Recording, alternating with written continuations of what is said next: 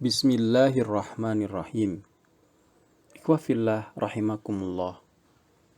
Video ini akan coba menjawab pertanyaan, akankah hubungan Saudi-Hamas kembali pulih? Pertanyaan ini mengemuka dari kehadiran Khalid Mish'al, Ketua Biro Politik Luar Negeri Hamas, dalam sesi wawancara dengan Al-Arabiyah, saluran TV satelit pemerintah Saudi, di mana di dalamnya Khalid Mish'al mengingatkan kembali peran lama Saudi sebagai pembela perjuangan rakyat Palestina dan mengajaknya untuk memulihkan hubungan positif Saudi-Hamas. Sebelum menjawab pertanyaan ini, mari bersama kita lihat latar belakang sejarah hubungan Saudi-Hamas. Saudi awalnya pernah menjadi rumah bagi para anggota dan pemimpin gerakan Ikhwanul Muslimin dari berbagai negara, termasuk Palestina dari sejak berdirinya Ikhwanul Muslimin di Mesir. Pada tahun 1988, tidak lama setelah berdirinya Hamas, Musa Abu Marzuq, seorang petinggi Hamas, berjumpa dengan pejabat intelijen Saudi dan sepakat untuk membuka kantor di Riyadh. Pada tahun 1977, saat Sheikh Ahmad Yassin, pendiri Hamas, mengunjungi Saudi, pihak kerajaan menyumbangkan jutaan dana kepada Hamas. Almarhum Raja Saudi memuji Sheikh Ahmad Yassin dan mendorongnya untuk melanjutkan peperangan melawan penjajahan dan tidak usah menunggu para pemimpin negara Arab untuk mengakhiri penjajahan. Di tahun 2000, pada saat permulaan Intifada Al-Aqsa, Saudi memberikan sumbangan sangat dermawan kepada Palestina melalui berbagai lembaga-lembaga amal Hamas.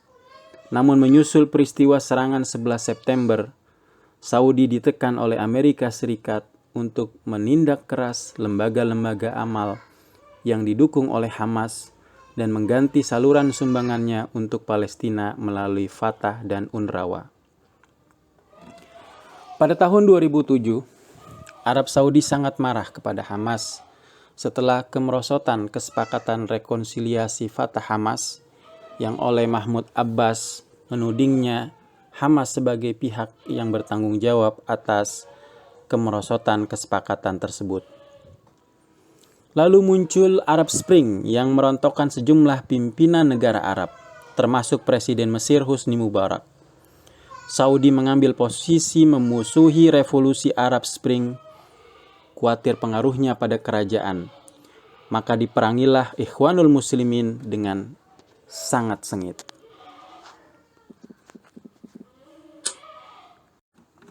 Hamas sebagai anak dari Ikhwanul Muslimin dengan terang dan bangga mendeklarasikan hubungannya dengan Ikhwan. Bahkan para petingginya beberapa kali berkunjung ke Kairo, berjumpa Presiden Muhammad Mursi yang merupakan petinggi senior Ikhwanul Muslimin. Ini semakin mendorong Saudi melarang Ikhwanul Muslimin menyusul kudeta militer terhadap Mursi dan penumpasan terhadap para pendukungnya. Hubungan Saudi semakin memburuk dengan Hamas karena hubungannya dengan Ikhwan. Lebih jauh, Saudi menahan para anggota dan petinggi Hamas termasuk mantan pimpinan Hamas di luar negeri Maher Salah. Pada tahun 2015, Saudi menginginkan dukungan dari Hamas bagi perang yang dilancarkannya di Yaman. Khalid Mish'al diundang berjumpa dengan Raja Salman dan petinggi lainnya yang melahirkan pernyataan dukungan bagi operasi Saudi di Yaman, dan Saudi membebaskan beberapa petinggi dan anggota Hamas sebagai imbalannya. Setelah itu rezim Saudi menumpas petinggi Hamas yang anggotanya yang ada di kerajaan, tapi Hamas menyimpan informasi itu dengan harapan hubungan akan pulih. Namun dalam pernyataan singkat yang terbit tahun 2019, Hamas mengumumkan bahwa Saudi telah menangkap anggotanya termasuk perwakilan resminya untuk kerajaan, Muhammad Al-Khudori, yang berusia 81 tahun, dan pada tahun 2020 bulan Maret, pengadilan Saudi menjatuhkan klaim bahwa anggota Hamas yang ada dalam penjara Saudi sebagai teroris.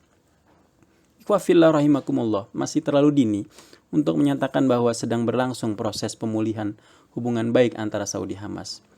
Menonton wawancara tersebut, Saudi mengambil manfaat pujian Hamas sebagai gerakan Palestina paling populer di kalangan bangsa Arab dan negara Islam, mengingat perang Saudi terhadap Yaman sejak tahun 2015 dan perangnya terhadap kelompok-kelompok Islam di kawasan dan langkah sekularisasi yang dilakukan terhadap kerajaan.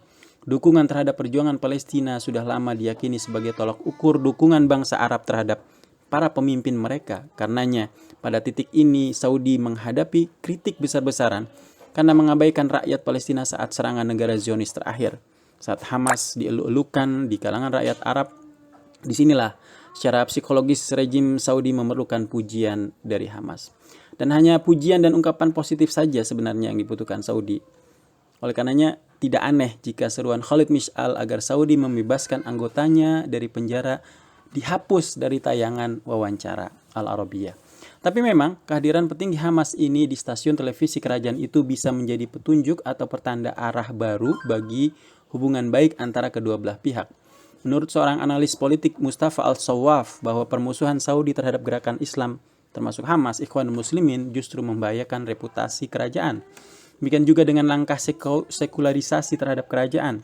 Karenanya Saudi memang perlu untuk membersihkan rasa malunya, khususnya setelah terabaikan oleh pemerintahan baru Amerika Serikat dan keretakan hubungannya dengan Uni Arab Emirat sebagai salah satu negara pelaku normalisasi dengan negara penjajah yang paling menonjol dalam hal perselisihan terakhir ya kerajaan itu dalam rapat OPEC Plus. Lebih jauh, Mustafa menganalisa bahwa hubungan baik apapun yang terjalin antara Saudi Hamas akan berarti kembalinya peran simbolis Saudi di kalangan Muslim Sunni di seluruh dunia. Tapi memang pulihnya hubungan baik ini tidak bisa digambarkan sebagai perubahan praktis dalam jangka waktu yang dekat.